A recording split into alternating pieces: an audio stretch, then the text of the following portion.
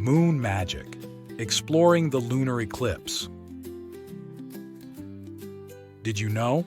Sometimes when the moon moves behind the Earth, it can create a magical event called a lunar eclipse. Let's learn more about this fascinating phenomenon. During a lunar eclipse, the Earth moves between the Sun and the Moon, casting a shadow on the Moon's surface. This shadow makes the Moon appear darker and sometimes even changes its color to a reddish hue. This is why it's sometimes called a blood moon. Lunar eclipses are like special shows in the night sky.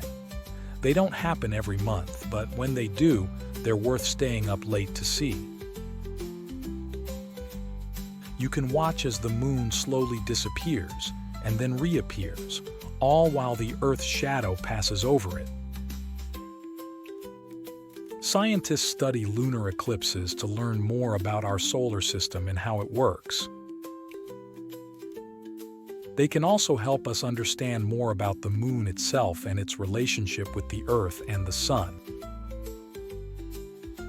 So the next time you hear about a lunar eclipse happening, be sure to take a moment to look up at the sky and marvel at the wonder of this amazing celestial event.